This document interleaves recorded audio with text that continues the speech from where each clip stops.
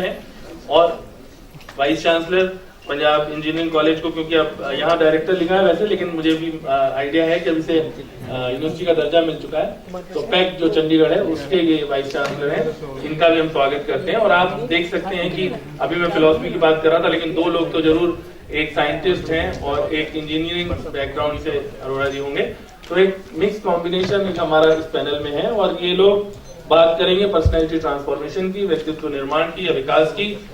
और ये जो सेशन है ये हमने लगभग 10 मिनट हम मान सकते हैं कि विलंब से शुरू हुआ है। पहला सेशन है और छुट्टी का दिन है, उसके बावजूद आप लोग सुबह इतनी संख्या में आ गए हैं।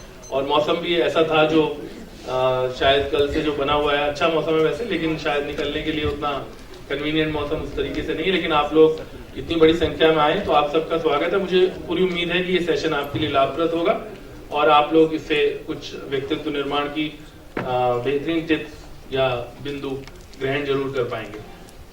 अनुरोध मेरा सिर्फ इतना है, उसके बाद ये चेयर और उनके भारी भरकम पैनल के बीच है, मासवा रेड्डी जी संभालेंगे उसको।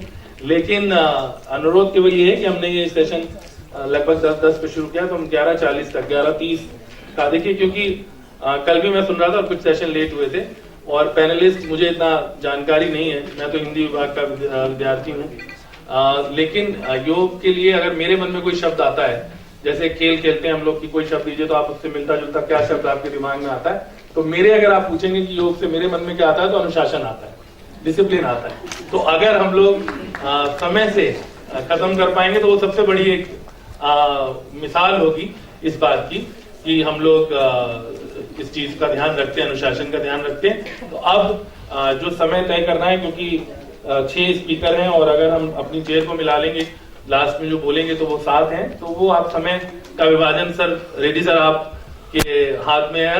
और अब आपको अगर कोई मदद चाहिए होगी तो जरूर हम लोग यहाँ पीछे बैठे हैं, तो आपका के हाथ में अब ये सेशन है और कोशिश करेंगे कि इसको हम समय से समाप्त कर पाए। रेड्डी सर। सबसे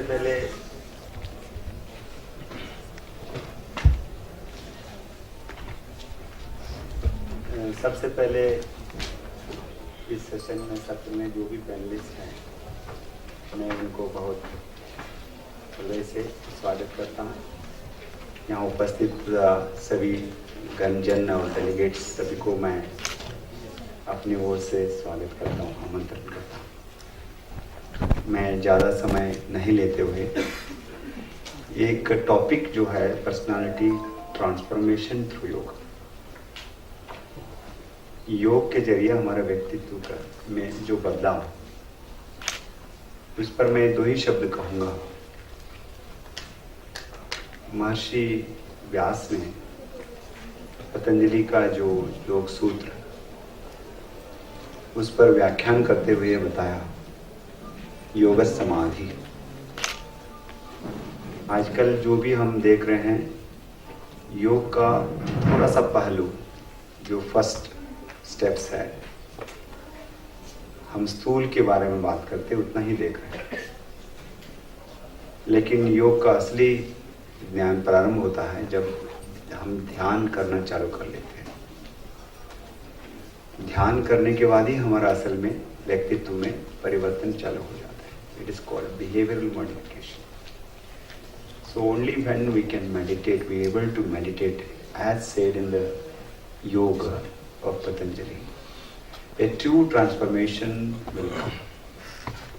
That's why whatever we are doing, it is only to meditate and transfer our entire personality from one plane to the higher plane, so that I can realize myself and reach the goal of yoga. With these 1 or 2 introductory remarks, it's my privilege to invite very eminent speakers. We have a panel of 6 experts. Professor O.P. Katare, Director Research Promotional Cell, Punjab University. So Professor Katare will speak on excellence is the way of life. As said earlier, I request all the panelists to adhere to the time limit of 8 to 10 minutes, not more than that. I will manage. With these few words, again I will welcome Professor Katare. Professor Katare.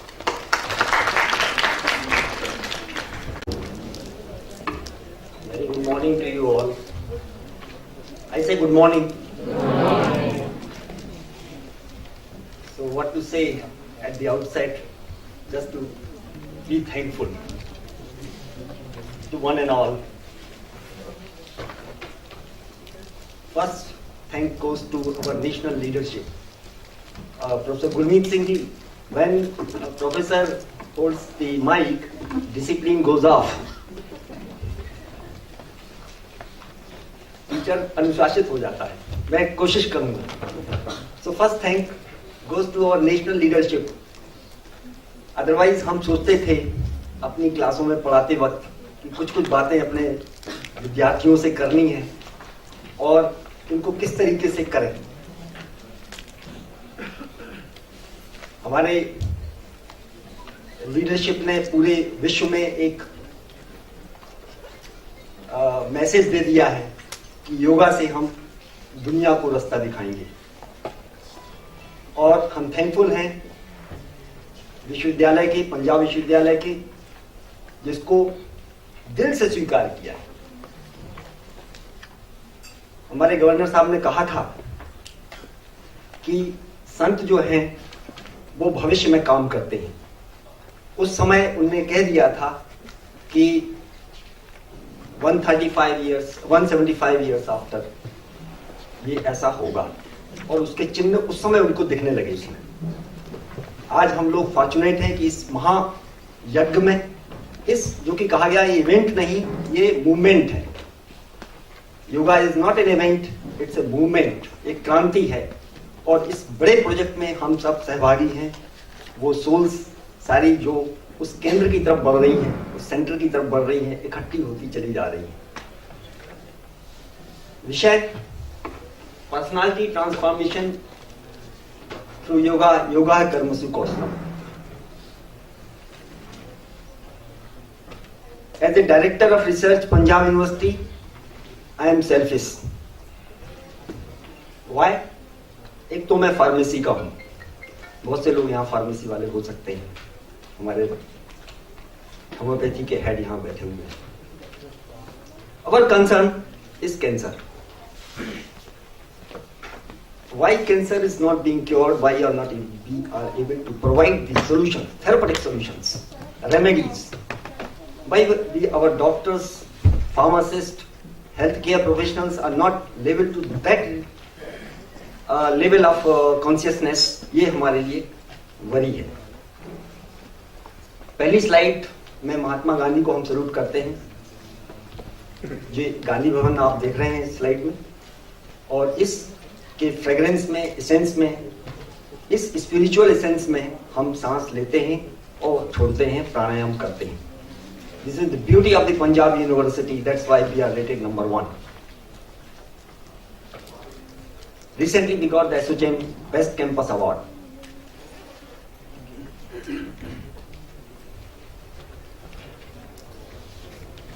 Self is a great mystery. Here my focus is to Einstein. As a scientist, it relates, it concerns me. Why did Einstein say we are using 1% only? 99% कहाँ चला गया? महात्मा गांधी से कि मैं तो अपने राम की खोज में हूं, जो मेरे अंदर बसता है उसे कोई अयोध्या पुत्र ना समझे. विवेकानंद ने कहा कि सारी पावर्स हमारे अंदर हैं. और क्वेश्चन करना बड़ा कठिन है, आंसर देना सरल है. ये हमने न्यूटन से उससे सीखा, ग्रेविटी मैन से. सारे लोगों ने देखा था, लेकिन एक नहीं पूछा कि ये नीचे क्यों गिर रहा है. उस समय लोगों ने कहा बेवकूफ है. मेरा क्वेश्चन यहां पर ये है इस स्लाइड में आप सभी से, ये विवेकानंद ने ऐसा क्या कह दिया था? Sisters and brothers of America and then entire world. सारे लोग खड़े हो गए और एकदम से ऐसे क्या क्या कह दिया? हम तो कहते हैं कभी नहीं होता. It's a mystery for us. What did he से? हाउ डिड ही से? What was the real spirit behind, the science behind it? It's a matter. एक पूरा रिसर्च प्रोजेक्ट बन सकता है. जो भी यहाँ रिसर्च स्कॉलर्स हैं, एस्पायरेंट्स हैं, एक पूरा प्रोजेक्ट बना सकते हैं इसी बात को लेके कि विवेकानंद ने ऐसा क्या कह दिया. Salute to the master. इस चीज के सारे रेफरेंसेस हैं, साइटेशंस हैं, लिटरेचर्स हैं, डिफरेंट टाइम पर, डिफरेंट प्लेसेस पे, डिफरेंट लोगों ने ये सब बातें कही हैं, सभी एक जगह कन्वर्ज होते हैं, चाहे कोई भी धर्म हो, कोई भी मत हो। रिसर्च डायरेक्टर और क्या बात करेगा रिसर्च के सिवाय? मुल्ला की दौड़ मस्जिद तक रिसर्च वाला बंदा रिसर्च की बात करेगा। हमारे लिए तो ये रिसर्च प्रोजेक्ट जैसा है। हम देखिए, हम कोई फिलॉसफी के बंदे नहीं हैं, हम तो फार्मेसी के बंदे हैं और लैब में सर लगाते हैं। लेकिन हमने बताया कंसर्न हमारा कैंसर था, तो हमें योगा की तरफ ले आया। हमने सोचा कि क्या ये रिसर्च इनिशिएट वर्क प्लान क्या है, क्या प्रोजेक्ट है ये? Life is a project, bigger project. उसकी समस्या क्या है, उसका ध्येय क्या है, हाइपोथेसिस क्या है, माना क्या मानते हैं, किसको एजम्पशन क्या है, और क्या मेथोडोलॉजी है, उसके निकलना क्या चाहिए आउटकम वैल्यू। जब भी हम रिसर्च प्रोजेक्ट प्रेजेंट करते हैं तो लोग पूछते हैं यार इसमें से दोगे क्या? हम कहते हैं साहब एक हम आपको टेक्नोलॉजी देंगे। क्या टेक्नोलॉजी और क्या कंक्लूजन है? This is all about in my presentation. First thing in research project is the identification of the problem. Now with this second day we have no ambiguity, कोई डाउट नहीं है, संदेह नहीं है कि हम सब योगा की बात कर रहे हैं। और योगा की बात इसलिए कर रहे हैं कि प्रॉब्लम है कि हमको पता है कि हमारे अंदर ईश्वरीय अंश है और सब में है, हर चीज में है। यहाँ कुछ भी ऐसा नहीं है जो जिसमें नहीं है, लेकिन फिर भी हमें अकेलापन सताता है और हम आइसोलेटेड हैं क्योंकि हमें फील नहीं होता, उसका हमें अनुभव नहीं होता। किताबें पढ़ते हैं, सुनते हैं, समझते हैं, कॉन्फ्रेंस अटेंड करते हैं, सेमिनार अटेंड करते हैं। कबीर कहता है पोथी पर जगूंगा पंडित होया ना कोई, लेकिन वो पंडितपना आता ही नहीं है। सारी की सारी प्रॉब्लम है कि योगा है ही नहीं, बिकॉज जो सेल्फ है वो डिविनिटी से अलग है और थ्योरेटिकल अंडरस्टैंडिंग हमें भरोसा नहीं दिलाती। इस चक्कर में हम अपने आप को बचाने में लगे रहते हैं। Self is always in the fear of destruction and always try to adopt selfish mode. नफा नुकसान डर और as a scientist we always try to find the targets, problem targets कहाँ हैं, मैकेनिज्म में कहाँ गड़बड़ हो रही है। एक मैकेनिस्टिक मेरे को बहुत पसंद आई, वो कि हमारी 4 सूक्ष्म शरीर हैं जो कि हमारे कॉजल बॉडी और फिजिकल बॉडी को लिंक करती है। मन, बुद्धि, चित्त और अहंकार। हम लोग इनको कह तो देते हैं कि मन है, बुद्धि है, चित्त है, अहंकार, लेकिन इसके बारे में शायद गहराई से सोचते नहीं। मन का अपना काम है सोचना विचारना, बुद्धि का काम है उस चीज को अंजाम देना। ये अपने आप कोई काम नहीं करती, इसके जैसे डाटा होते हैं वैसे ये काम करती है। अगर गलत डाटा फीड करेंगे तो गलत काम करेगी, बहुत तेज होगी लेकिन गलत तरीके से काम करेगी। ला दें कि बुद्धि काम नहीं है। और कॉन्शियसनेस, चित्त, हमारे एक पैनलिस्ट इसके बारे में बात करने ही वाले हैं, शायद और ज्यादा खुलासा होगा। लेकिन हमने ये जाना कि ये कॉन्शियसनेस एक तरीके से एक्सपेंडेबल है, सिनेमा स्क्रीन की तरह। It can be A pin point and it can cover the entire universe. Try to conclude, sir. Time is over. Ego is the main culprit. It needs to think of it. It is in fact a driver. Sir, I will try to do it. Then how to correct? बुद्धम शरणम गच्छामि। आपने भी कह दिया meditation, कुछ कर लो, कुछ पढ़ लो, कुछ समझ लो, कुछ हाथ पैर हिला दो, कुछ नहीं होने वाला जब तक आप मन पे चोट नहीं करते हैं। It is only the mind regulation. Meditation technique is already been elaborated. Once through meditation, all subtle bodies are harmonized because now they are in a perfect relationship, collaboration। एक वायलिन के 4 तार की तरह अपना संगीत उनका जब बजता है तब पर्सनालिटी और लीडरशिप, डिसीजन मेकिंग, माइंड और हार्ट अलग नहीं होते, एक आ जाते हैं और ये देते हैं मेडिटेटिव मूड। जब हमारे अंदर वो फील आ जाता है, जो जॉय आ जाता है, then excellence achieve. When ego is purified, then it is a divine inspiration and actions become sahaj, saral and natural, and then performance perfect. Personality transformed. Wahi Arjun, the first patient of the depression in the history is Arjun.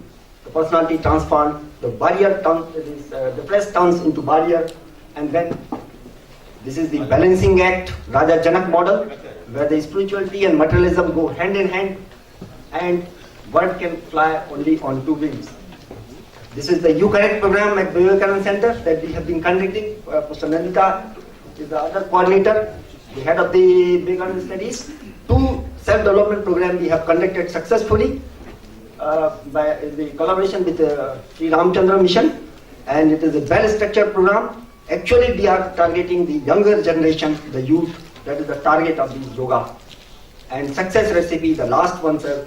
And this is the therapeutic solution to create the mindset that Arjun लक्ष्य, हमारा लक्ष्य वैसा ही होना चाहिए जैसा अर्जुन का है। उसको कुछ और नहीं दिखता, वही दिखता है जो देखना चाहिए। ध्रुव प्रतिज्ञा, बूढ़ा होना जरूरी नहीं है। हुए हमारी पूछने के लिए 60-70 के बाद लोग आते हैं, वो पहले पूछना चाहिए। भागीरथ प्रयत्न, गंगा जब ला सकते थे भागीरथ, तो हम क्या कैंसर की मेडिसिन नहीं ला सकते योगा से? हम चरक की स्थिति पे नहीं पहुंच सकते क्या? प्रहलाद भक्ति, बिना डिवोशन के हम राक्षसी बनने वाले हैं। लंका नहीं चाहिए, हमें अयोध्या चाहिए। विद्या ददाति विनयम। This presentation is from by revered master, the president of Sri Ramchandra Mission, Kamlesh Patel. One can visit the website www.org, heartfulness.com. Thank you so much. Thank you, Professor Kataria, for your timely. एक व्यवधान मैं बीच में कर रहा हूँ अध्यक्ष जी की इजाजत से। 2 कारें हैं जिनकी हमारे पास सूचना है, उनके number. Thank you very much, Professor Kataria. We have started with yoga is not an event, but it's a moment. And just time for us to make it a moment with the meditation as a mantra. You spoke very well on the basis of the Gita. So I congratulate you for a nice presentation and enrich the knowledge of the delegates. Now it's my privilege to invite Professor Manoj Arora, Director of Punjab Engineering College, Chandigarh. He will address you on the topic, a holistic approach of true life. Professor Arora. Thank you, Chair, and thank you, organizers, in particular Professor Katare and Dr. Nandita Singh. One day I received a call that I have to speak in the session on yoga and personality. I was wondering why she called me. I am an engineer, a teacher at Hendigan Institute. I'm not an expert in yoga, I'm not an expert in personality. I have lived life for 53 years, so I'm going to share the experiences, how I have understood the life, and I thought of speaking on a holistic approach of life. So there is nothing like expertise over here, so kindly bear with me, this is my limitation. Anyway, let me start with the first few lines of a poem written by Shakespeare. The world is a stage, and all men and women are merely players. They have their exits and their entrances. And one man in his time plays many parts, his acts being 7 pages. Such a wonderful lines. These lines give a strong message. The world indeed is a stage where we have to play our respective roles as a son, a daughter, a father, a mother, an employee, a boss, a provider, and the list goes on. And you know that each role in our life is equally important. We cannot experience true happiness by being a good father but a bad husband, or by being a good husband but a bad employee. Each and every role that I play in my life makes me a complete individual. Therefore, living your life holistically, complete in all aspects, is the key of happiness and personality. I would therefore like to focus on how one can change his, her personality, lifestyle and actions to live his, her life in totality and attain peace of mind and happiness. Let me start with taking care of oneself physically. If you put your car in a garage for a year and not use it or clean it or service it, then we all know that it will develop rust and accumulate dust and eventually not work. Same is the case with the human body. All our organs and our muscles need constant utilization, cleaning and servicing. However, we all have become so busy in our lives that we give least priority to our physical exercise. We will not forget going to work, we will not forget watching TV, we will not forget messaging on WhatsApp and Facebook or going out with friends, but we often forget to exercise. As an end result, we all run for knee and hip replacements, and we all run for open heart surgeries at a later age. Not to mention the mental stress that comes along with it free of cost. So protect yourself from such damage. Start devoting an hour every day to yourself. Stretch and stretch for at least an hour every day. It can be basic walking or simple yoga, asanas or pranayam or even rigorous gym exercises. The benefits of this not only include toning your muscles and making your bones strong, but it also helps your blood circulation, which improves the efficiency of your organs. It also makes you a medium to release your stress and bring peace to your mind. Moreover, a healthy body helps you work more and thus enhances your personality. Your organs and your body works for you 24/7. Is it not true that you start appreciating your physical self and take out time to heal and rejuvenate your organs? Love your body. Priya Bandhuo, in addition to physical exercise, our food habits and lifestyle also determine our stamina and well-being. Our diet should be full of food that provides us life force energy and life-giving energy. Such food includes raw fruits and vegetables, milk items, and lots of water.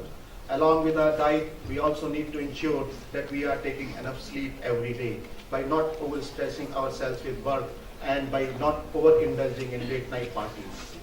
If we are physically healthy, perhaps our mental health is also equally important to live a holistic life. Happiness is evading from our lives day by day. I was going through a website, healthline.com, and I was amazed to see that the number of people diagnosed with depression is increasing at an alarming rate every year. Many factors may contribute to it, but I believe the most prominent is the increasing mental stress of our day-to-day lives. You know, workplaces have become competent. At times, negativity prevails at the workplaces. Friends, we are losing touch with humanity and human relationships. By living in metro cities, we are spending more time in traffic jams than in the lap of Mother Nature. Our lifestyle now consists of late night parties and a constant interaction with our laptops and mobile phones. In the midst of all this, we do not get time to think about ourselves, and therefore we are running away from our true self as well. Mother Teresa once said, if we have no peace, it's because we have forgotten that we belong to each other. Such words. Ponder upon it for a while. If we bring ego in our family relationships, we invite stress. If we bring ego at our work, we invite stress. It is thus very important to understand that being a human, we need to coexist with our human beings and with other human beings and build a strong positive environment at the same time. Friends, we are so much embroiled in our jobs and careers in our daily life that we don't even have time to talk to our close family members, let alone the community. India was pioneering in the system of joint families, where up to 3 generations lived in the same household, helping each other and being there for each other in all walks of life. But alas, the nuclear family system is now prevalent in our culture-rich country as well. But then, we want, as we say, we want to be more independent, we want our own space, we want freedom. But then even after having all the freedom, why do we feel that something is missing? You know, there is a new way to become social these days. Social networks, Facebook and WhatsApp, a gift of technology. These networks were developed to give us the power of connect to the world. However, what I see, the complete opposite, wherein we have given power to this technology to control us and our lives. Isn't it funny that how a person will refrain from talking to his or her neighbor, but will have no reservations at all in sharing his or her personal life on the web with an unknown fellow living at an unknown place? We then become distant from our real world and try to find solace in our self-created virtual world. We share photos, we share information, we share our day-to-day activities on the social network like a madman, just hoping to receive a like or a comment from someone out there so that we can satiate our hunger of company. We surely need to make changes in our lifestyle if we need to come out of present lonely state. Talk to the people around you, build real social networks, join community center, the community service. I love the following quote by Will Smith, the actor Will Smith. He said, "If you are not making someone else's life better, then you are not living at all." The joy you get when you find time from your busy schedule and go out to help someone in need rejuvenate you. It gives a purpose to life, gives you a purpose to life. We surely were not born on this earth to live mechanical and independent lives and just die. Did we? We were born in a community for a reason.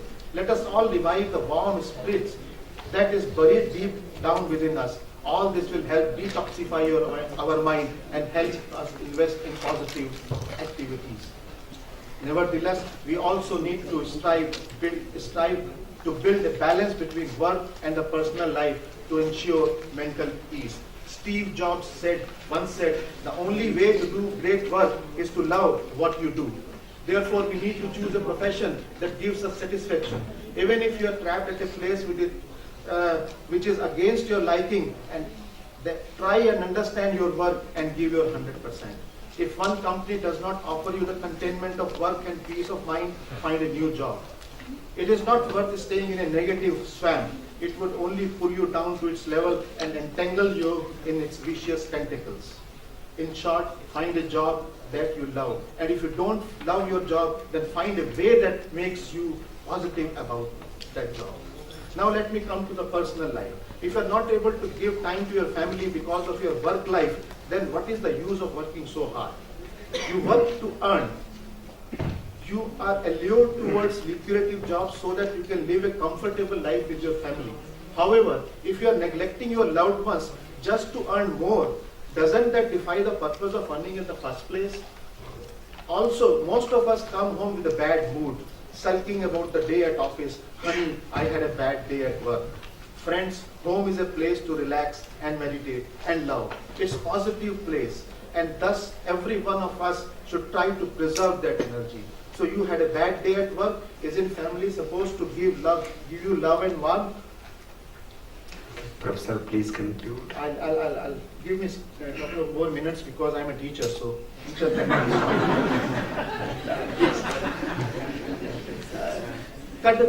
the family members, cuddle up with them and you shall feel stress-free all the time. Moreover, coming back to a happy home after a laborious day would give you a new purpose in life. Whatever, as of now, I have talked about till now are the external factors, the physical health, the diet, the work, the relationship, the family and friends. We also need to focus on ourselves and our internal factors. We need to ensure that every day we get a place and time to meditate and introspect.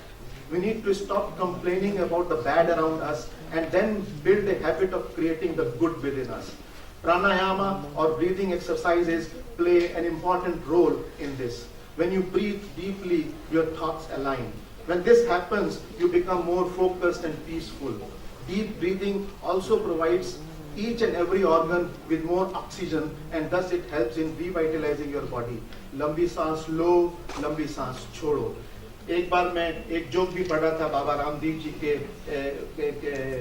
with due respect, उसमें लिखा था कि एक आदमी अपने doctor के पास जाता है, कहता है कि मेरे को सांस लेने में दिक्कत हो रही है. तो उसने डॉक्टर साहब ने कहा सांस लेने में दिक्कत तो होगी क्योंकि सुबह बाबा रामदेव जी सारी ऑक्सीजन तो खींचवा लेते हैं. Anyway, with due regards to everyone, लंबी सांस लो, लंबी सांस छोड़ो. You also must develop a habit of meditating and becoming one with the supreme power. By practicing such methods of dhyana, you would start feeling much more relaxed in your life, and thus will help you a lot in facing the problems at work and with a positive aura. How you go about in life depends solely on your mind. When mind is weak, situation is a problem. When mind is balanced, situation is a challenge. And when mind is strong, situation becomes an opportunity. So my dear friends, while I conclude my talk, I would reiterate that nothing is more important in life than inner satisfaction, love and happiness. If we have these with us, then we can perform all our roles in life efficiently and positively. Don't live life 40%, don't live life 50%, don't live life 70%, live life 200%. 100% is spiritually, 100% worldly. That is, first take care of your emotional and physical health 100% and then perform 100% in the roles that you are meant to play in the life. Investing in yourself is the biggest investment you would ever make. Therefore, invest in your body, mind and spirit daily and work hard to live your life holistically. You have taken birth as a human to experience everything. Thus be healthy, be positive and live a complete and wonderful life. I must acknowledge this, the healthy discussions which I had with my wife Mala and Dr. Komal in giving shape to this talk. After all, I also have to go home. Thank you very much. Thank you, Professor Arovind. You have started with the world is a stage. There is an entrance and an exit. And you have emphasized on the importance of exercise to maintain the physical health and the proper food habits and the importance of healthy mind. And you are also mentioned about the social conditions of our nuclear families and joint families. So you addressed all the aspects how we can live holistically so that we can have inner satisfaction, love and compassion to others and reach the goal of ultimate life. Thank you very much, Professor. So again, before I invite the third speaker, kindly confine to the timing so that I can also speak. I come all along from New Delhi, otherwise I have to sacrifice my time. Professor Prabhakar Karade, he's the HOD of Department of Psychiatry. With due regards, I request Professor Prabhakarji to speak on concept of ideal personality. Professor Prabhakar Karade.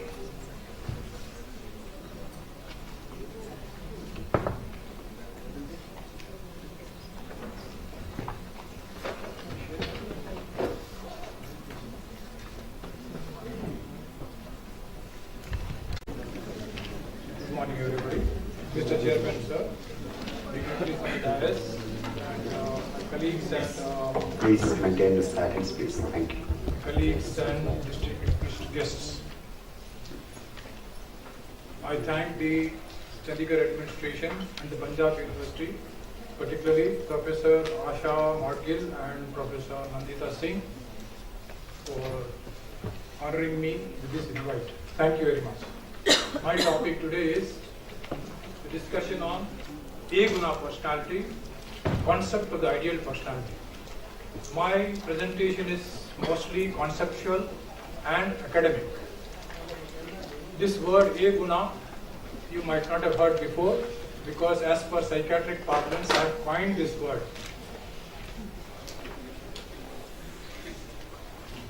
What is personality? Personality may be defined as the enduring behavioral and emotional patterns of an individual which distinguish him or her from others. In the present day psychology, there are several schools of thought on personality, yet there is no unanimously agreed upon concept of a normal personality. Some schools of psychology such as Rogers and Maslow, humanistic approach, have tried to define normal personality in relation to self-actualization.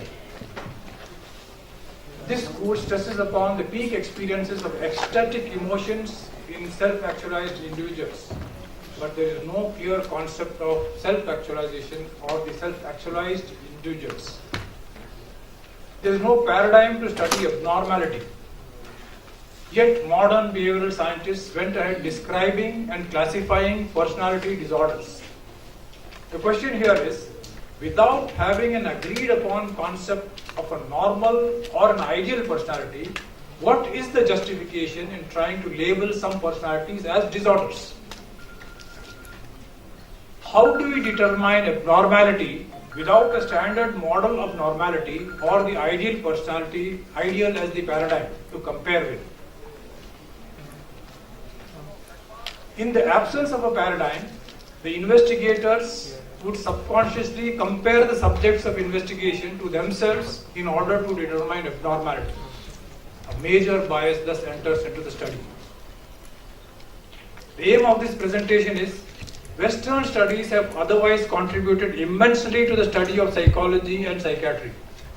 Their objective approach and critical evaluation attaches value and significance to their findings, agreed. But on the other hand, the Indian philosophy reaches deep into the unfathomed regions of the mind and the soul, affording answers where no answers were forthcoming. The aim of this presentation is to bring the two together and make the subject of behavioral sciences more complete and more meaningful. The ancient Indian concept. Ancient Indian literature suggests the concept of normal personalities as well as the ultimate ideal personality, which is not present in the psychology subjects. This could fill the lacuna in the subject and undo the bias. But for the same unknown reason, probably, please focus, prejudice towards Sanskrit, because of its proximity to religion, the Indian concepts find no place in the standard textbooks of psychology and psychiatry. Indian personality theory. The Guna theory is the Indian theory of personality. Nature and everything in it is composed by the combination of the three gunas, namely Sattva, Rajas and the Tamas.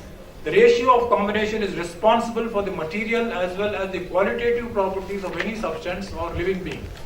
When it is applied to human beings, these gunas may be considered as personality traits.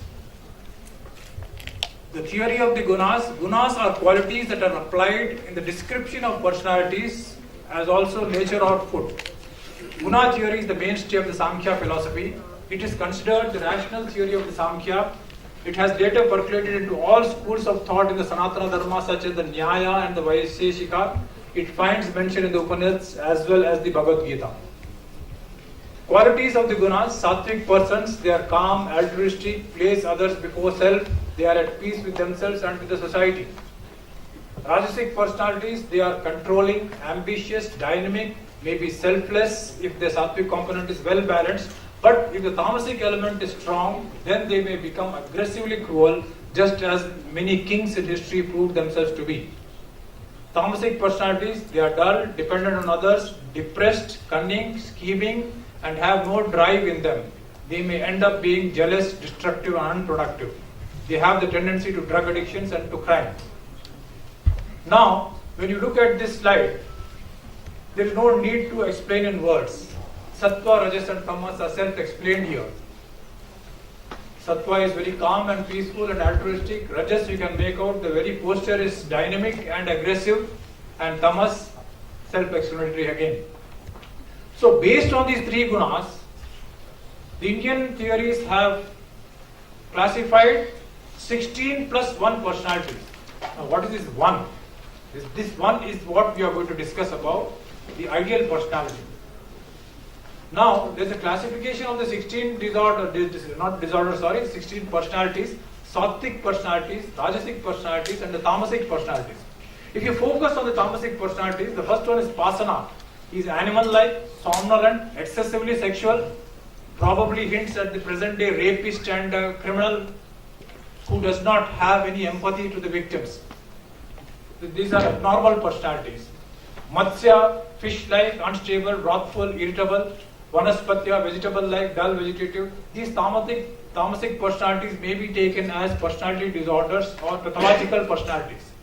Rajasic personalities are again not so normal. They are asura, demonic-like, rakshasas, paishacha, sarpa, praita, and Shakuni. Shakuni has come here from Mahabharata. If you remember the serial, how there is a background music of Shakuni, also such a villain-like image they have given him. Anyhow, this is also not a very normal personality. The normal personalities are sattvic personality.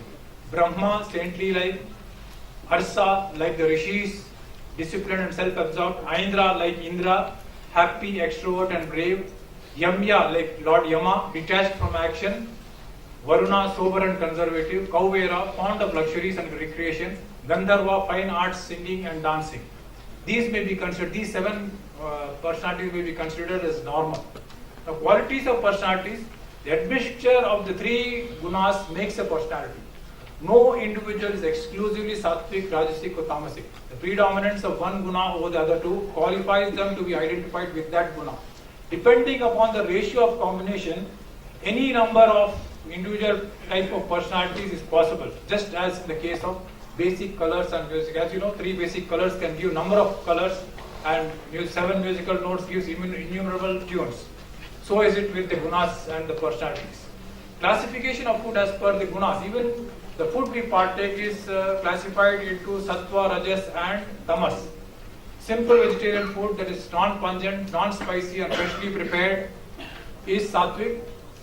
Rajasic food is non-vegetarian, such as meat, fish and eggs, that is loaded with spices. Tamasic food is that is stored, stale and fermented. Quality of food influences personality. Food influences behavior and personality. Regular consumption of food chosen for the therapeutic purposes may help in altering certain traits. For example, sattvic food for an aggressive person may make him calmer in the long run. If you have a person who is very aggressive, maybe you should suggest to him pure, simple sattvic food. Rajasic food for a dull and lethargic person may make him active over a period of time. What is normal personality? Nobody is able to explain this concept of a normal personality in psychiatry or psychology. But I think our Indian theories more or less explain this. The Guna theory of personality may solve this problem. The personalities in the Sattva category, such as the Brahma, the Arsa, the Aindra, etc., may satisfy the criteria for normal personality. Concept of an ideal personality. It's only the Indian theory that offers such a concept in unambiguous terms. The paradigm. All individuals, howsoever good their traits may be, are still tainted with the gunas. Even a positive trait can bind an individual from progressing further in his spiritual journey.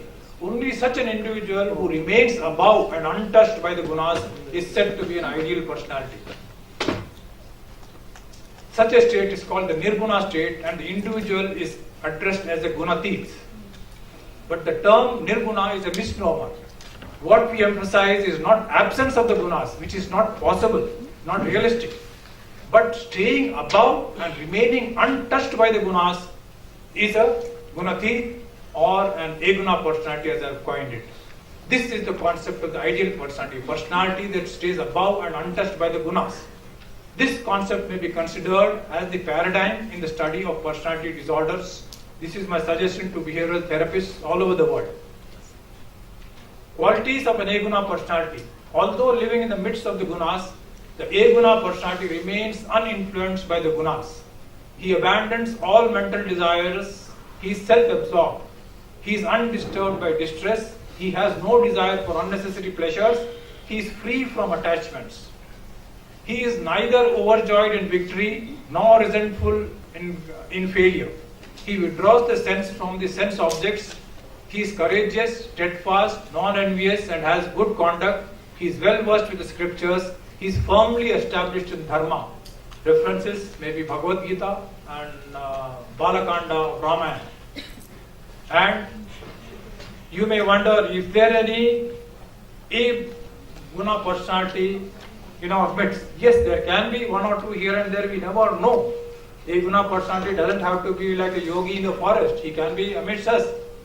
So one person I consider as the aguna personality is APJ Abdul Kalam. The man, in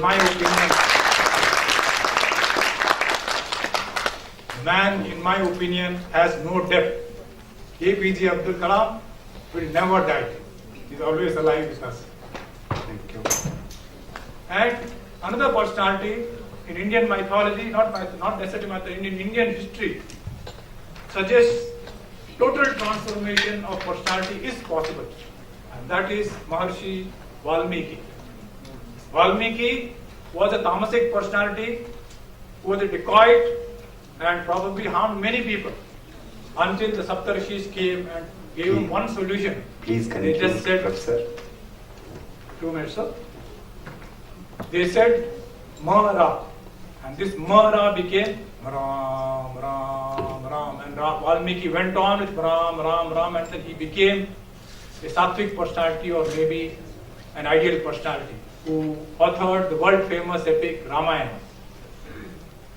Now, we discussed the personality theory based on the gunas. We elaborated on the 3 gunas and listed the 16 types of personalities in the Indian literature.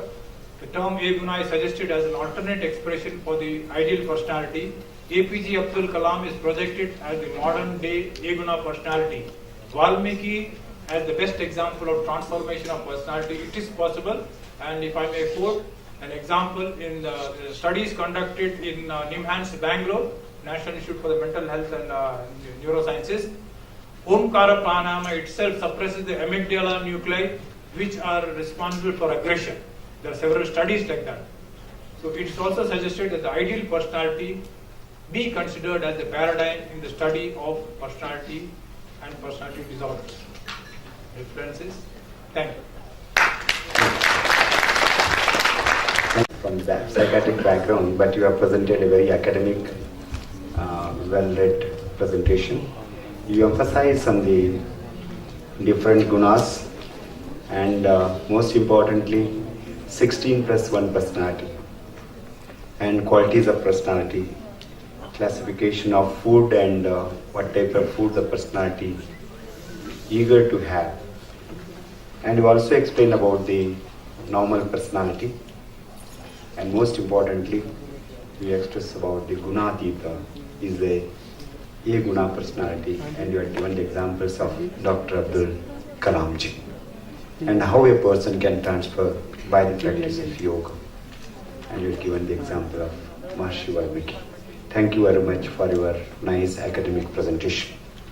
So it's my privilege to invite the 4th speaker, Professor Himani Chaukar, Professor of Philosophy. She will address us on Yama and Niyama, the ethical backbone of yoga. So once again, as a chairperson, Professor Himani. A very good morning to each one of you here. I will definitely stick to the time limit given to me. Alright, so when I looked at our theme for this seminar, Yoga for Good Life, the first thing that came to my mind was, what exactly is good life?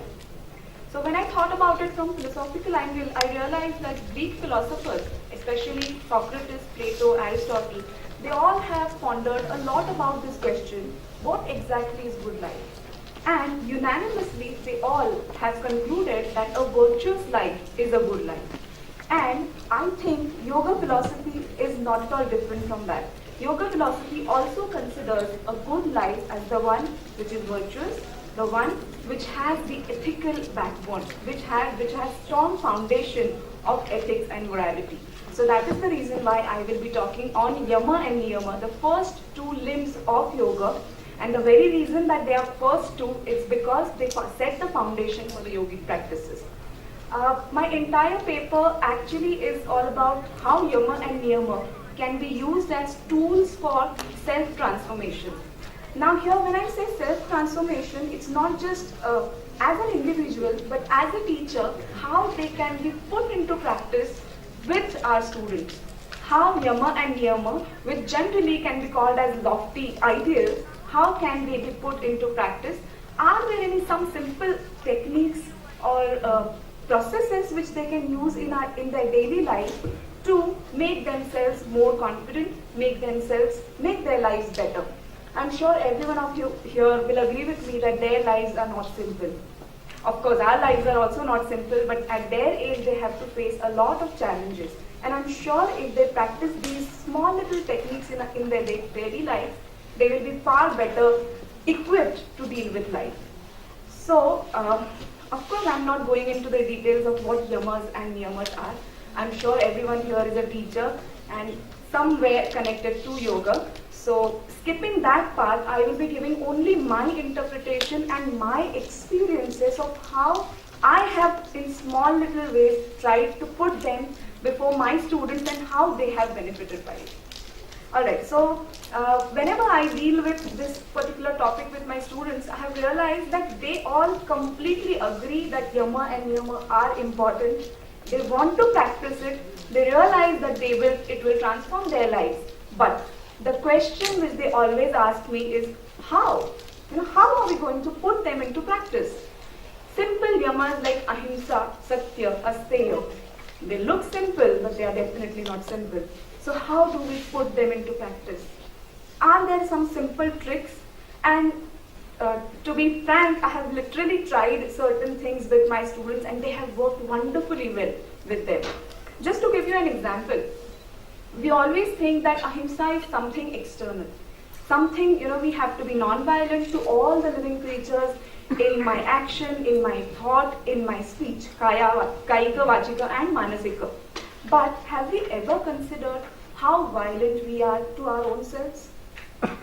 When we get up in the morning, tell me, all the ladies here, when we look at the mirror and when we dress, do we comment or do we comment in a negative way about our own looks, about our own, throughout the day, if at all we had some mechanism by way of which we could replay that whole conversation of our own selves towards our own selves, I think we'll not like to listen to it, right?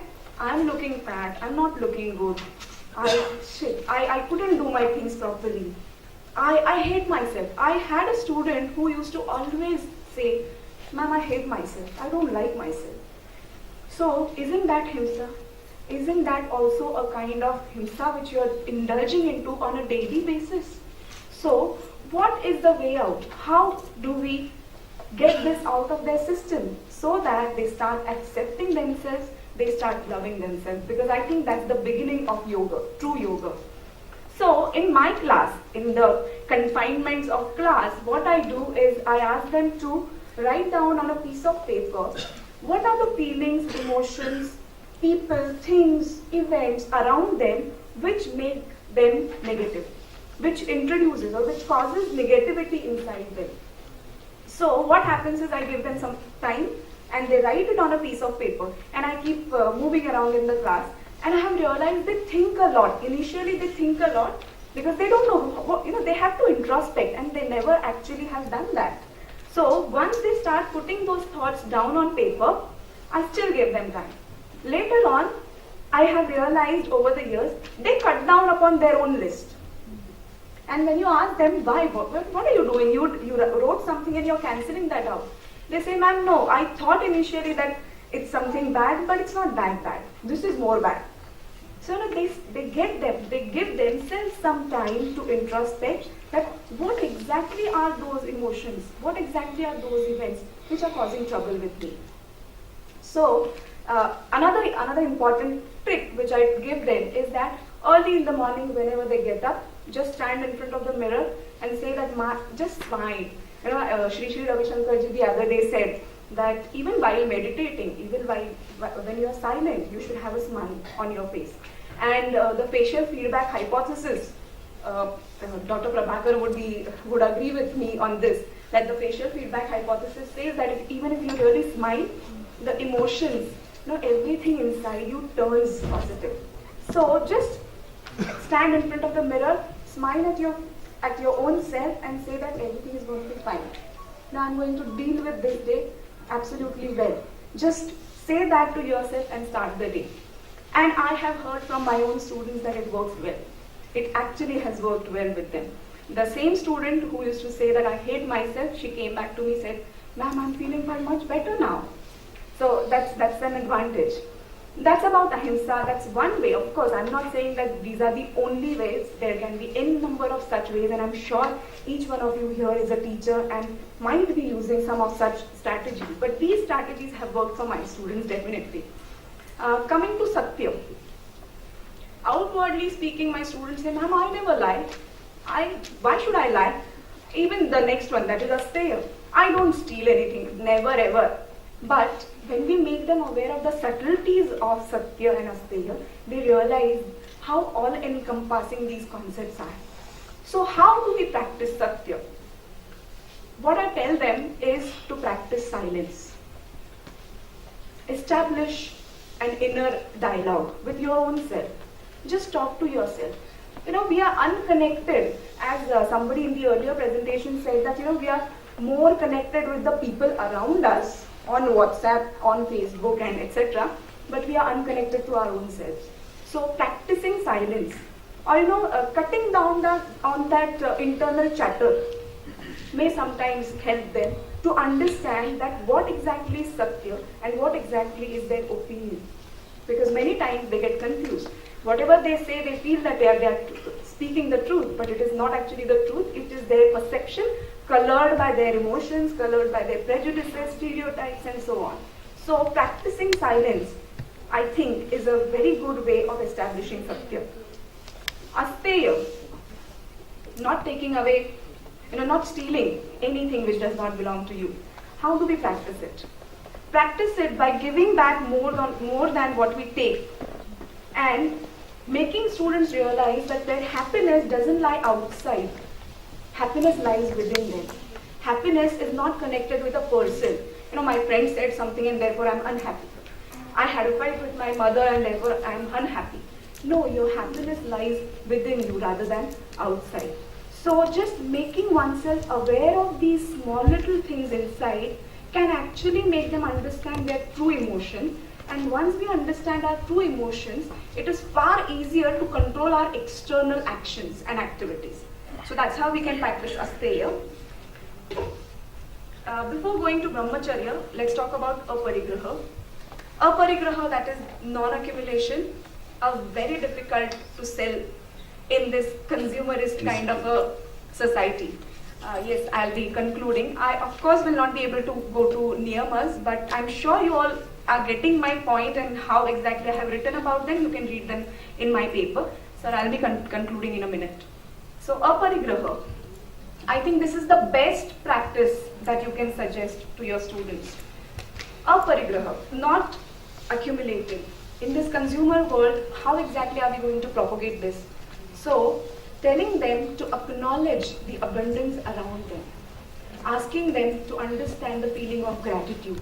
And I think once they understand this feeling that they are they are grateful for whatever they have, whatever things are around them, I think it will automatically help in Ahimsa, Satya as well as Asteya. Everything is so interconnected. Now all these yamas or even niyamas, they are not watertight compartmentalizations. They all are connected to each other, and practicing one automatically will lead to the practice and perfection into the other. So these are some small little techniques. I have included many more. If at all anyone is interested, you can please read through my paper. And I just wanted to share these few thoughts with you. It's not that, something completely out of the world, completely different, but these are some things which I learned from my experience, may be helpful to you all as well.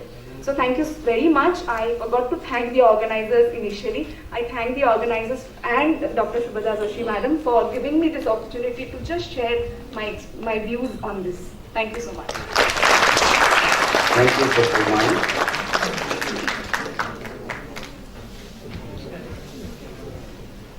You have started with virtues is good life, and you explained very well the components of yama, especially ahimsa, satya and aparigraha, and which emphasizes on both yama and niyama. And most importantly, you emphasize and practicing silence leads to satya. So all these things are to be practiced and to examine. That is also a kind of research. Thank you for your valuable self-experiencing and self-thought presentation. My privilege again to invite the fifth speaker, Dr. Uma Shankar, and harnessing the power of mind, a study of Chitta, very interesting topic. Dr. Uma Shankar. Dear friends, at the outset I am feeling honored and privileged to be here to present a paper. A special thanks to Dr. Subhadra Joshi who invited me and had the trust that I will do something really fascinating and thrilling. Thank you for the exciting experience for a few days that you gave me to work on Chitta. Maneva Manushyanam Karanam Bandha Mokshayoga. It is said that the mind is a cause for bondage and for freedom or liberation. The study of mind has been very interesting and intriguing, a phenomena for philosophers, scientists, psychologists, artists, players, rather people from all walks of life. To know one's mind is nothing but knowing oneself. Buddha said the mind is everything, what you think you become. Unquote. Yoga is a system which discusses and analyzes the nature and characteristics of mind. Rishi Patanjali in his text said very seriously he has explored and investigated on Chitta. The quintessential message of the text, which comprises in the 4 chapters, lies just in one sutra which we have been harnessing it last few days, at least from yesterday and today, Yoga Chitta Vritti Nirodha. It is just nothing but a control of modifications of the mind. David Frawley, the renowned writer in philosophy and yoga, came to a college last month for a small little talk, and he emphasized that yoga is a conscious way of living that rests upon a particular set of values, attitudes and observances. A yogic lifestyle can probably best be described as a dharmic way of life, unquote. This sutra of Patanjali of Yoga Chitta Vritti, which I referred to, is nothing but talking about the mental patterns, the control of the mental patterns and variations. But a prologue to this, Rishi says in the very first sutra, which is of the utmost importance, yoga is a form of discipline. He brings about our attention to the aspect of discipline, not only at the mental or internal, but also physical, psychological, social and external. This part of it, the earlier speakers have given a lot of information to us. When we acquire this discipline through rigorous practice, it becomes possible to control the modification of the mind, and after that it becomes also possible to realize our inner nature. Therefore, the piece is here and now. Paramahamsa Satyananda had defined yoga as a gift of the peace for humanity. Peace and harmony are states of mind, and there are many factors which can disturb this equilibrium or poise of mind. If mind has not brought to stillness, in other words, if the thoughts are not in still clutters, then there is no point in searching for peace in the external world. It is here that the yoga becomes a definite, which brings about a definite concept about human personality. Chitta. Chitta is freely translated as mind or thoughts. As such, mind is nothing but a bundle of thoughts. We are aware that mind is recognized as a main factor governing our entire life. It manages not just our daily routine, but involves in every aspect of our decision making and responses to it. Chitta is in the last point of the mind. It connects to the basis of the creation within us. It connects with our consciousness, and therefore in Yoga Sutra we find a serious study on Chitta, Chitta Bhumi and the Chitta Vrittis, which are all explained very beautifully. I'm just trying to rush it up so that only the interpretation of this, which I find a little different than how the others have interpreted it. A modern yogi, while understanding the Chitta, says it is nothing but a mind stuff or brain, which, though it's an inner matter, appears to have consciousness. It's like a computer, which does not have even a life, but appears to be super intelligent. And it is so true to believe also. So Chitta or Chitta comes from the root of it, which we will discuss a little later in the paper. Chitta Bhumi, which are 5 in number, Mudakshipta, Vikshipta, Ekagrata and Niruddha. I'm just looking at this in the form of the evolution of man, where the idea of the mind also has undergone this change. These stages, in a fascinating parallel, mirror the unfoldment of life on earth and thereby are living in this empirical world. Though at the outset these stages of mind are translated as an unresponsive mind as Muddha, the distracted mind as Kshipta, partially disturbed mind as Vikshipta, a very focused mind as Ekagrata, and totally controlled mind as Niruddha. While analyzing it more deeply, I find that the first stage is a mud or a pure or simple, and the creatures which emerge from this muddy stuff like worms, snails and snakes, etc. While the consciousness here seem to be clouded, unclean and dull. And therefore it is tamas pradhana, as the gunas that we have seen in the earlier paper. It is caught up with the automatic patterns in the stimulus responsive mechanism. At this stage the organism is unpredictable. It can attack or retrieve on a survival grounds. There is scarcely any light or intelligence or virtually anything working in it. It is a dull mechanical existence, a field of unconditional response, a blind conditioned response.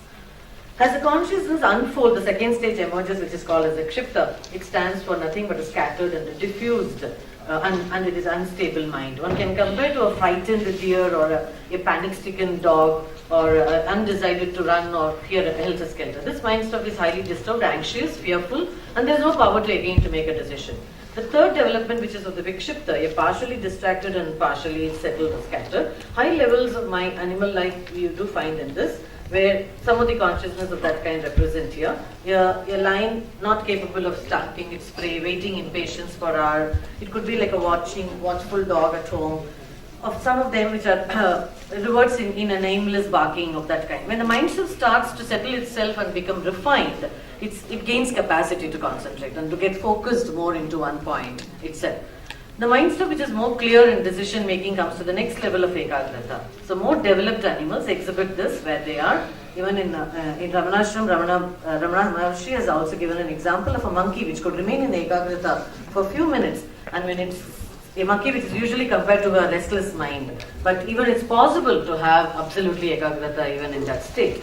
Or so in a human, ekagrata state is manifested when the mind is consciously brought under control and brought to bear in full force a concentrated power to focus.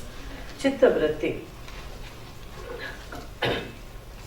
Vritti is in the yoga is very loosely translated as modification. Vritti is one of the most fascinating terms in Sanskrit, I find. In many of the languages, it indicates a kind of an activity, a vocation, or a word which is used in this connection. For instance, a farmer is to be a krishi vritti who is engaged in agriculture. A businessman is a dhana vritti, or a sannyasi could be a uncha vritti who lives on a high living because of going with a begging bowl. So if we are going to convert it into as a mind, so it creates more association with variations and modification. So we have an inquiry into Chitta Vritti. I suppose we are familiar with the 5 Vrittis. So moment we are looking into life through Chitta, a vision where there is no memory, there is no karmic substance, no false knowledge or no division, we shall realize all of a sudden the divine light right there. It is divinity at work, grace at work. Yesterday we had a few beautiful sessions on heartfulness, Deksha meditation. There are options for which we can just very easily and effortlessly take away the vritti from the system. The aim of yoga is meditation, and meditation is realization of the mind, and not the mind as an independent entity, but rather a part of a physical structure with a spiritual dimension. The realized souls who have seen this beautiful aspect of mind say that this should be understood very carefully. Invariably, mind is outwardly gathering all kind of nonsense from the external world. I conclude here. To understand this mind as an entity in its entirety, yoga as a system offers a method of discipline, steps of regulation, and a scheme of restraint. One is expected to make serious efforts regarding this. The mind is totally controlled in the Shuddha form, is harmonized and a concentrated mind, we call it. The purpose of life is to experience that inner power, the true power. That's what I'm trying to call about the harnessing this inner power. And to enhance this, the yoga speaks about the techniques like pranayama, pratyahara, dharana, and dhyana. When we experience all this, the glorious yet subtle and the beautiful movement of that meditative mind, we experience it. To conclude, every sutra has a message to all. One must learn to adapt according to the time and space, and in order to live with dignity and integrity. For example, even a simple word, not knowing that Himani is also going to harp on ahimsa, but I wanted to conclude it with a similar note. For example, even a simple and a profound principle like ahimsa, not harming anyone, is principle to be imbibed in all its capacity, especially in today's context when hurting others physically or mentally is somewhere considered nothing wrong about it. It's okay. And dislike towards someone resulting in anger almost culminates in himsa. No creature wants to be harmed or hurt anymore in any way. If we wish to live in harmony, we need to consider non-harming others as a first principle of life, no matter what religion or a tradition we advocate in our lives. Thank you for a very patient listening.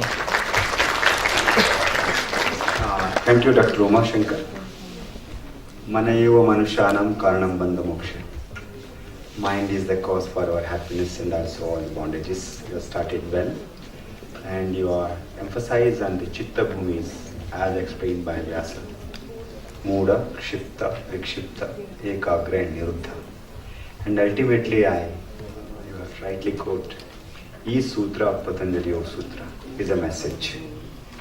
And E Sutra can be give so many things, and thousands and thousands commentaries and vakyas have come on Yoga Sutra. There is no end.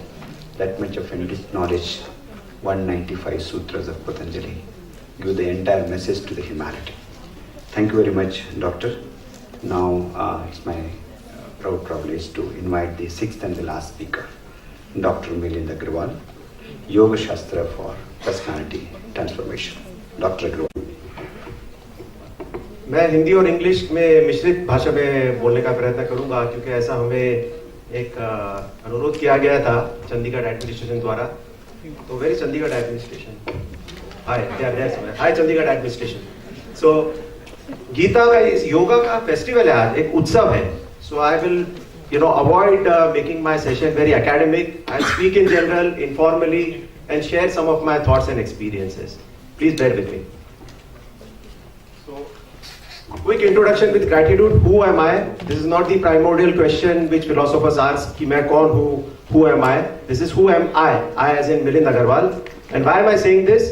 Because I want you to know that my study, the presentation which I am sharing with you today comes from experience.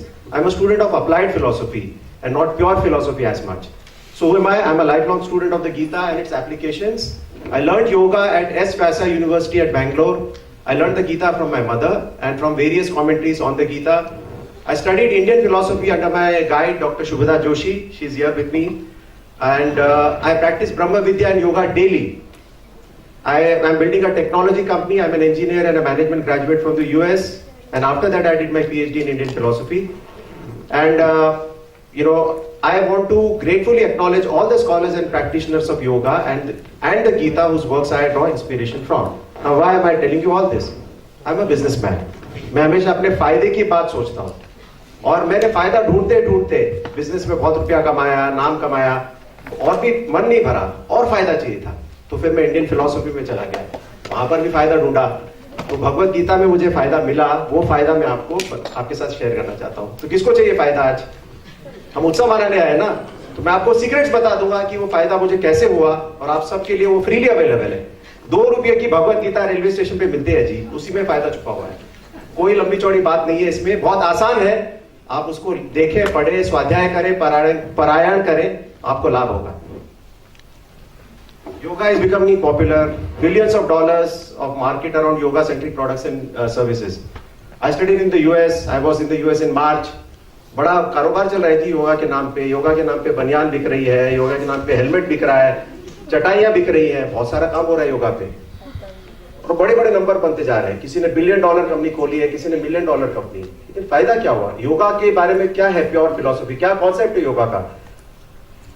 In the rush to adopt yoga, the right question is not, the right question to ask is why. Why do we do yoga? क्यों करें हम yoga? Not about what. Yes, we can learn yam, niyam, asan, dharana, pratyahar, samadhi. But why?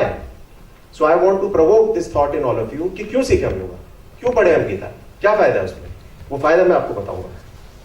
Half knowledge or unguided knowledge can be dangerous.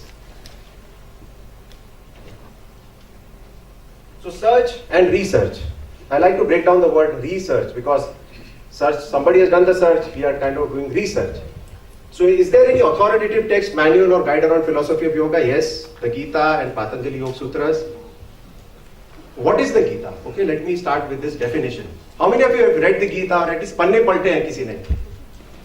बहुत कम लोग यार. गीता मोदी जी इतना बोलते हैं, हमारे प्राइम मिनिस्टर, लोग पढ़ते ही नहीं है. फिर बोलते हैं हमको पता ही नहीं चलता हम कैसे फायदा करें, कैसे सुखी जीवन जिए. हम दुखी रहना चाहते हैं. प्लीज 2 रुपए की गीता खरीदिए. गीता प्रेस गोरखपुर ने बहुत सस्ती कर रखी है और पढ़िए उसको. गीता इज ब्रह्म विद्यायाम योग शास्त्रे श्री कृष्ण अर्जुन संवादे. And the keyword there is योग शास्त्रे. यही शास्त्र है योग का. The Gita is the shastra for yoga and that is the topic of my presentation today. Gita is a perennial philosophy, has influenced and guided mankind for thousands of years. Very big, famous people have said great things about the Gita, include Albert Einstein, that sir had said, Professor Katare had mentioned. When I read the Bhagavad Gita and reflect about how God created this universe, everything else seems so superfluous.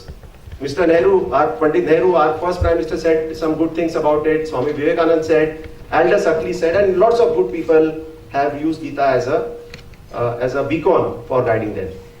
Let me now walk you through the definitions of yoga. हम योग word use करते हैं लेकिन definition पता ही नहीं है किसी को या बहुत कम लोगों को पता होता है. योगा की ये डेफिनेशन है फिलोसफी में. योग समत्वम उच्यते. समत्वम योग उच्यते from the Gita, which is equanimity is yoga. or yoga chitta vritti nirodha, which is from Patanjali Yoga Sutra. In a state of yoga, all misconceptions that can exist in the mutable aspect of human being disappear. Mana prashamana upaya, this is my favorite, from sage Vasishta. Yoga is a way to calm down the mind. Tama yogamiti manyante sthiram indriya dharanam. Kathopanishad. Yoga is calming down the mind. What does it tell you? Yoga is calming down the mind. As simple as that. सबको योगा का definition समझ में आ गया इस room में? Yoga is nothing else. It's not twisting my body or doing breathing exercise only.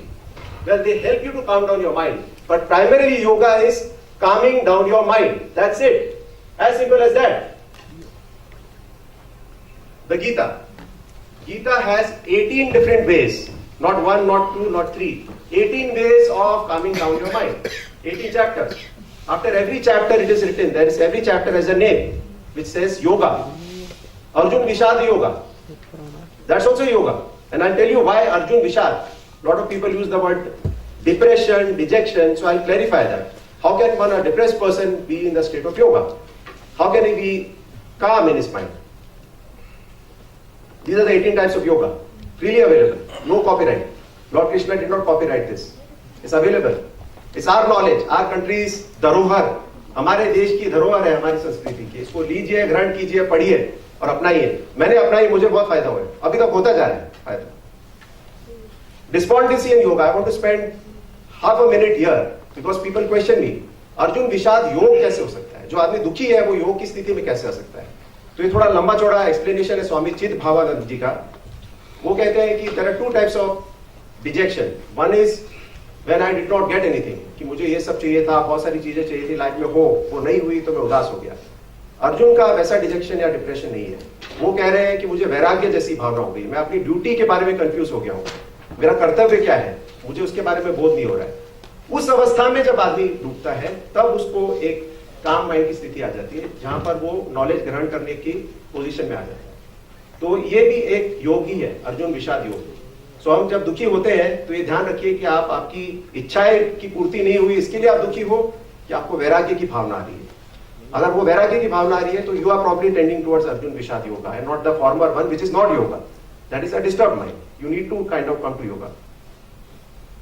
महात्मा गांधी जी ने कहा, हमारे देश के the father of a nation, no bigger leader than Mahatma Gandhi, right? The Gita is the universal mother. She turns away nobody. Her door is wide open to anyone who knocks. A true votary of Gita does not know what disappointment is. When disappointment stares me in the face, so even if I am Arjun Vishad sthiti mein hu, and all alone I see not one ray of light, I go back to the Bhagavad Gita, I find a verse here and there, and I immediately began to smile in the midst of overwhelming tragedies. And my life has been full of external tragedies, and if I have left no visible or indelible scar of me on me, I owe it all to the teaching of the Bhagavad Gita. He said this 50 years ago. And I am just reiterating. This is true. I tried it, I've used it, and I'm telling you, I'm vouching for it. Please do it, use it. So people say personality transformation, right? Today's topic is. होता है आप अच्छे बनिए. What is transformation is for good, right? आपको बदमाश बनाने के लिए थोड़ी ट्रांसफॉर्म करना है. अच्छा बन रहा है ना हम सबको. So कहते हैं be good, आप अच्छे बनिए. मैं बोल रहा हूँ आप अच्छे बनिए. आज से आप पॉजिटिव थिंकर बन जाइए, आप सब. पॉजिटिव थिंकिंग सब बड़ी बड़ी बातें होती है टीवी पे. अब बन जाइए, चलिए ट्राई कीजिए. नहीं बन पाते, क्यों नहीं बन पाते? स्वामी विवेकानंद जी ने कहा है, be here, be good and be good and be good, taught all over the world. There is hardly a child born in any country in the world who has been told do not steal, do not tell a lie. यम नियम की बातें हो रही है आज के discussion में. करेक्ट? प्रैक्टिकली कर पाते हैं क्या? But nobody tells the child how he can help doing that. If I just tell you you be good, कुछ नहीं होगा, आपको कुछ ट्रांसफॉर्मेशन नहीं होने वाला है. I can tell you with guarantee. Talking will not help him. Only when we teach him to control his mind do we really help him. उसके बिना वो आप नहीं सफल होंगे, सुधार नहीं होगा, परिवर्तन नहीं होगा, ट्रांसफॉर्मेशन नहीं होगा. ये मैंने नहीं कहा है, स्वामी विवेकानंद जी ने कहा है. So controlling the mind. लोग बोलते हैं कि माइंड तो इतना चंचल है. अर्जुन ने पूछा कृष्ण भगवान से, ये माइंड इतना रेस्टलेस है, ये कंट्रोल किया भी जा सकता है क्या? Is it even possible to control it? He says yes. O mighty armed son of Kunti, it is undoubtedly very difficult to curb the restless mind, but it is possible by suitable practice and by detachment. अभ्यास योग, अभ्यास कर करके ही इस mind को टेम किया जा सकता है. Otherwise, it's not possible. So I'll quickly walk you through the the problem where the conflict in mind or disturbance in mind happens. This is the modern concept of medicine, physical body, organs, tissue, cells, right? All of us know that. We have cells which become tissues, become organs, become body systems, and become physical body. The source of this reference is S. Vyasa, the university where I learned yoga. Okay, so all these slides are attributed to them. Concept of yoga, I want to share how they taught me Panchakoshas. So they say that in our Shastras say that we have 5 layers of existence: Annamaya, Pranamaya, Manomaya, Vijnanamaya, and Anandamaya. We are not one body as we see in modern medicine. We have 5 bodies. And where is the problem? Where does the mental disturbance happen? Why we get, misaligned from the state of yoga? So if you look at this slide very carefully. Vijnanamaya Kosh says, your mind, the intellect layer says, I should not eat cake because I have diabetes. But the Manomaya Kosh, that is where the problem is. I still, feel tempted. I say, no, I love it. I love cake. I'm going to eat it. And what happens? After that, your breathing layer starts getting disturbed, and then your physical gross layer starts getting disease. So the problem is between the conflict between the Vijnanamaya Kosh and the Manomaya Kosh, right? And I told you, yoga is calming the mind, the Manomaya Kosh. Please conclude. Sorry, sir? Please conclude. It's Just 2 more minutes, like everyone, sir. Some bonus. Okay. It's my duty to remind. Thank you, sir. Very kind of you. So how do you resolve these conflicts between Vijnanamaya Kosh and Manomaya Kosh? By using values given in the Gita. They are the vectors which help you to guide yourself working through the intellect and not your mind. So Gita has lots of values given, and multiple values given in the Gita. Please find them. There are lots of values to guide you. Divine, demoniac, Nishkam, the 3 gunas. Somebody spoke about 3 gunas. I want to pause here. For people who are entrepreneurs and businessmen and business persons in this room, what should be the purpose of a business or organization? The sole and core purpose of any institution or organization is Lok Sangraha or social well-being. There is no other purpose. It has to be social well-being driven. It cannot be you yourself only. It cannot be sheer profit making. And only a person steadfastly situated in yoga and wisdom can tackle large social problems. So I have created this transformational equation from the Gita in my thesis, where I say, Sthita Pragya, person of steadfast wisdom who works for social well-being, actually reforms the society. So conform to the Gita, transform your personality and reform the society. We cannot blame the society is bad things are happening outside us. So how do you do it? Conform to the Gita. Transform yourself and you will be able to reform the society. That's my thesis. And you are free to choose. Lord Krishna says, I have explained to you the most confidential of all knowledge. I am just reiterating what Lord Krishna said. Deliberate on this fully and do what you wish to do. But I am saying this with confidence. If you choose, अगर आप गीता अपनाते हो, उसकी योग विद्या अपनाते हो, ब्रह्म विद्या योग शास्त्रों को पढ़ते हो और अपनाते हो, so what will happen to you? You will see that wherever there is Krishna, the Lord of Yoga, to give Gita teaching for guidance of mankind, and wherever there are people like Arjuna, like us, and the archer to implement wholeheartedly and with full energy the Gita teaching, then wonderful results. This is what you will get if you read the Gita and understand the Yoga Shastra there. Like the following are sure to be achieved, namely good fortune. I am sure all of you want good fortune, right? Victory, yes, we all want victory, welfare, and a stable moral order. This is guaranteed result. This is guaranteed at the end. The last verse, the last sloka of Gita says that. So I practiced this, I benefited. Please read the Gita, please try to understand it. It is simple. Calm down your mind, follow the values given there, and you will have a transformed personality. Thank you. Thank you very much. Thank you very much, Dr. Agrawal. And you are an engineer and studied philosophy, yoga, and ultimately you said that I am a businessman. And you spoke about the Loka Sangraha very well, and you emphasized on the importance of Gita. So most importantly, from the Panchakosha concept, I'm very sorry, time was very limited because concept of Panchakosha for the personality department is a very elaborative topic. Thank you very much for all the speakers for cooperating to conduct this session. Organizers has given me the timing 11:40, exactly it is 11:40. I finished. But if organizers permit me to speak, I will make my presentation for 10 minutes. Thanks, I will speak. So, thank you very much.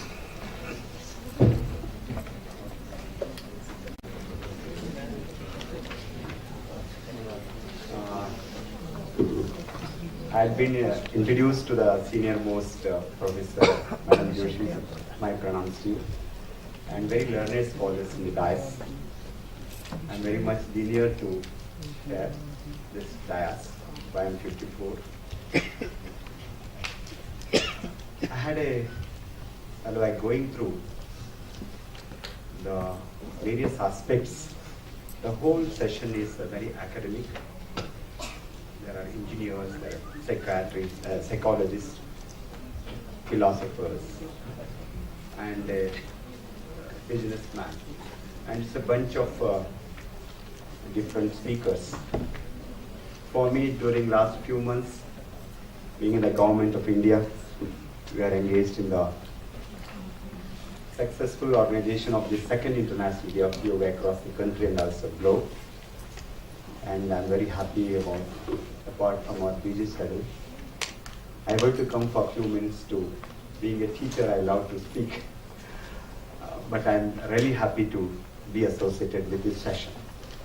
While going through, just I made 2 days back one small presentation to the media people in Delhi, Press Information Bureau. Just I will put up how yoga can transform us, the first time, the practical approach. This is made for different presentation, but I will convert and definitely I will finish within 6 to 7 minutes. There are 50 slides.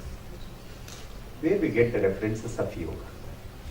Starting from the first Veda, Rig Veda, we have references. We talk about only some Gita or Patanjali Sutra, something, but there are many, more than 62 well-established Hatha Yoga texts, more than 20 Yoga Upanishads, and rich resources are there in yoga. And as a student of science, and then I converted into philosophy, my master's in both.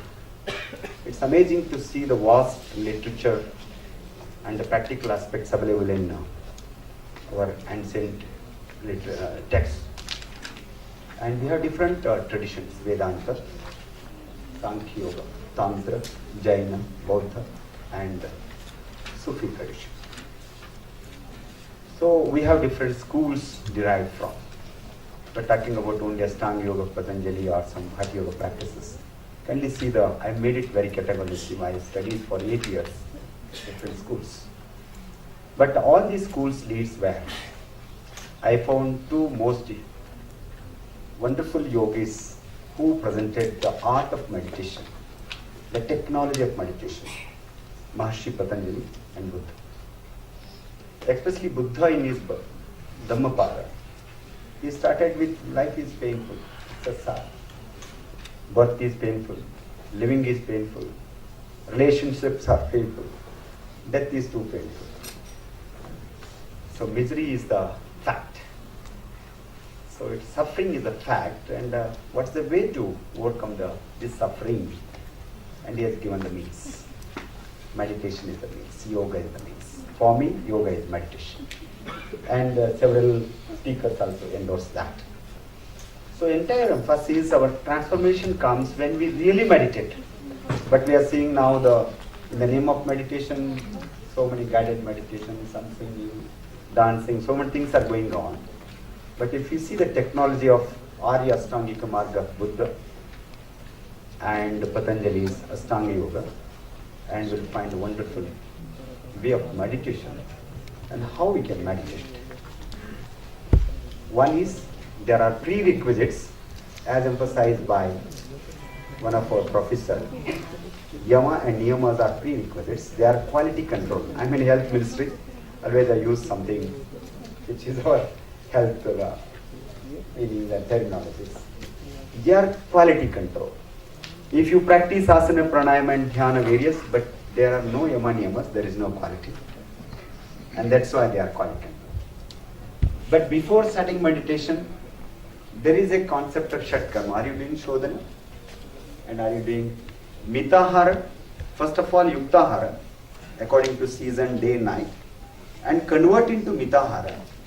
That Mitahara person only can transfer from breathing exercise to pranayama. Only pranayama leads to meditation, dharana. Dharana suyo manasa is the benefit of, what is the benefit of pranayama? Dharana suyo manasa. Unless we do prana, we are doing breathing exercise, left and right, whatever you are doing, they are all breathing exercises. Transform that gross to the subtle, because vital force of pranayama is subtle. How it works? Because I had another 4 or 5 minutes I had to run. Cleansing, the combination of asana, pranayama and dharana, it goes to the balanced endocrine and nervous control. That increases the mind-body coordination. When we have a mind-body coordination, we feel calm, relaxed, refreshed. That brings the harmony. That starts the transformation within. So already Dr. Agarwal emphasized on this.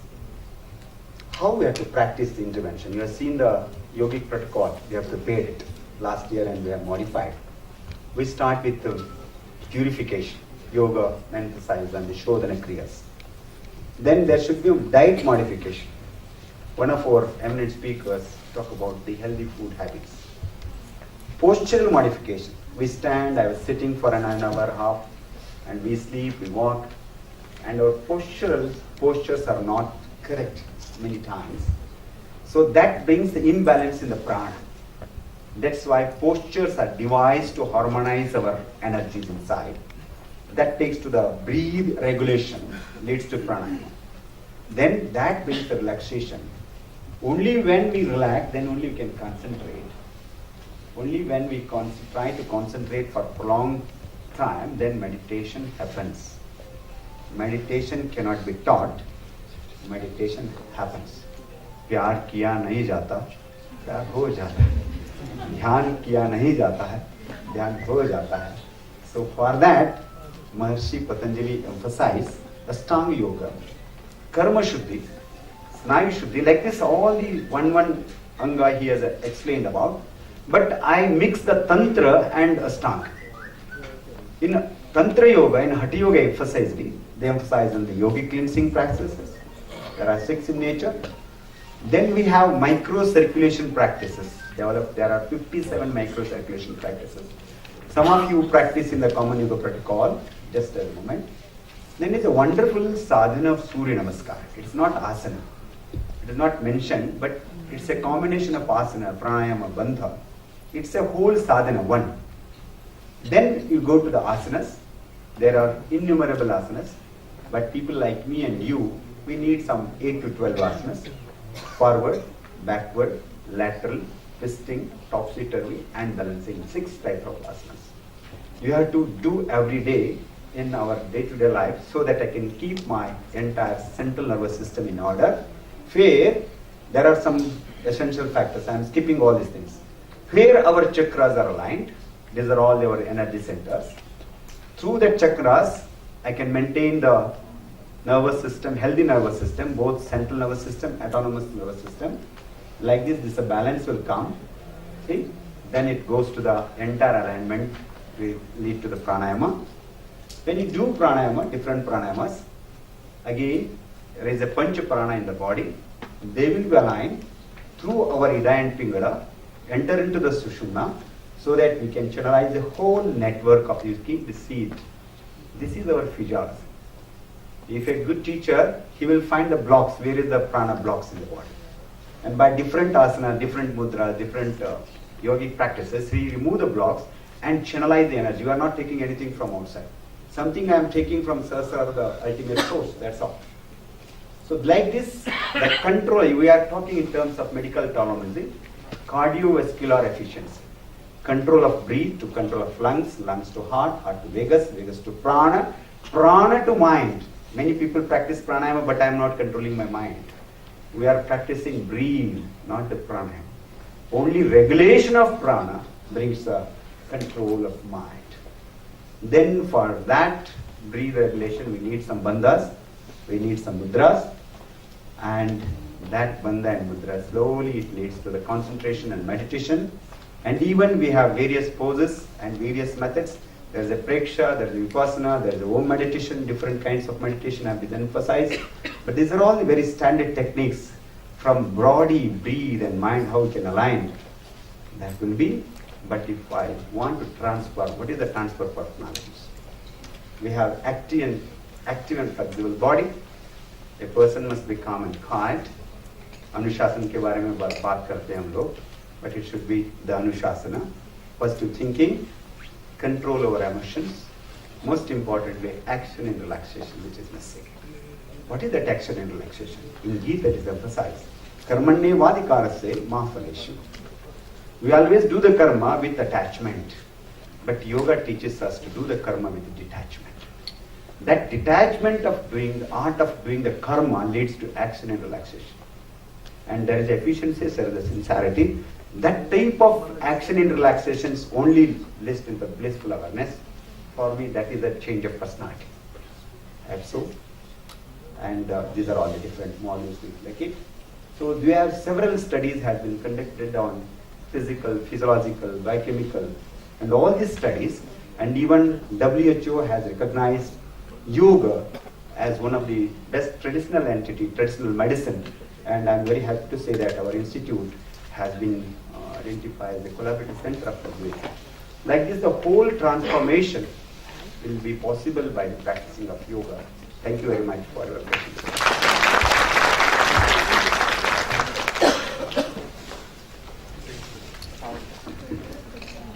जो लक्ष्य हमने रखा था उसके हम आसपास हैं और मैंने तो 11:40 वैसे सर पूरे सेशन के लिए कहा था, बट एटलीस्ट स्पीकर हम हमारे 11:40 पे जरूर खत्म हो गए थे। और अभी हमारे पास एक ऑप्शन है, जैसे कोई ट्रेन लेट चलती है तो वो रास्ते में कवर कर लेती है, तो अभी टी ब्रेक में हम और कवर करने की कोशिश करेंगे। और सातों स्पीकर्स का बहुत धन्यवाद है। और एक छोटी सी और कार्यवाही हमें करनी है और उन्हें सम्मानित करना है।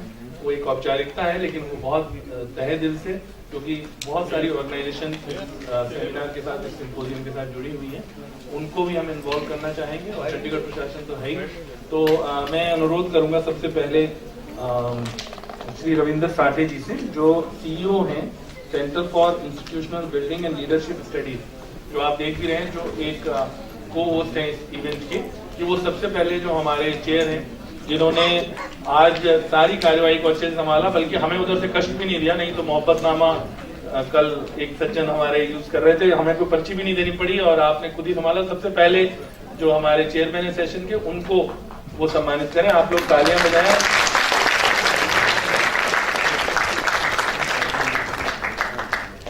इनके बाद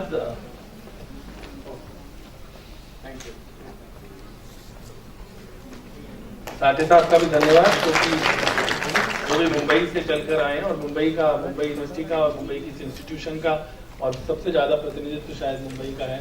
हम लोग तो यहाँ चंडीगढ़ में बैठे हैं, आप लोगों ने तकलीफ उठाई है जो दूर से आए हैं और इस आयोजन को आपने सफल बनाया। इसके बाद मैं अनुरोध करूंगा जो हमारे चेयरपर्सन है श्री डॉक्टर ईश्वर भास्कर रेड्डी साहब से, कि वो जो हमारे स्पीकर्स हैं आज के, उनको एक एक करके सम्मानित करें। सबसे पहले प्रोफेसर OP कटारे जी, जो हमारे पंजाब यूनिवर्सिटी के हैं, जिन्होंने मैं क्रम से बुला रहा हूँ, ऐसा नहीं है कि वैसे तो बाहर वाले लोगों को पहले बुलाना चाहिए, पर फिर भी जो क्रम मेरे पास है उसलिए उसी क्रम से बुला रहा हूँ कटारे साहब।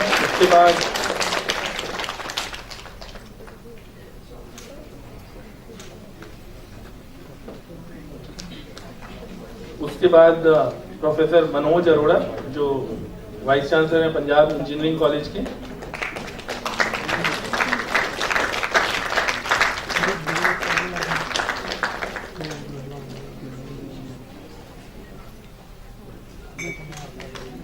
इनके बाद प्रोफेसर प्रभाकर कोरदा जी, जो हैदराबाद से आए हैं, ये भी बहुत दूर से आए हैं, department of psychiatry, TRS institute of medical sciences.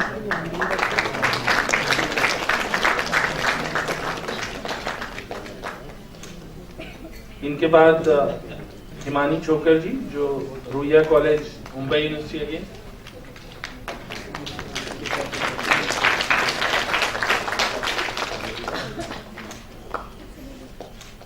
Doctor Uma Shankar, जो SIES कॉलेज से हैं, मुंबई से ही।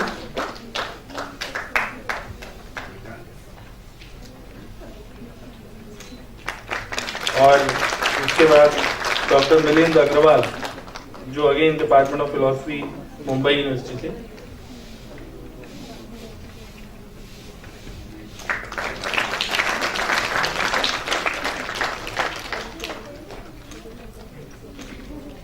आप सभी का बहुत धन्यवाद। और अब हम एक चाय के ब्रेक के लिए रुक रहे हैं, लेकिन जैसे मैंने कहा कि कोशिश कीजिएगा आप सब चाय का ब्रेक जो आधा घंटा है उसको अगर आप 20 मिनट कर लेंगे तो मुझे खुशी होगी। हम 12:15 क्योंकि हमारे सारे स्पीकर्स आ चुके हैं, चेयरपर्सन नेक्स्ट सेशन की आ चुकी हैं, तो हम 12:15 शुरू करने की कोशिश करेंगे सो दैट लंच ब्रेक आपका टाइम पे हो पाए।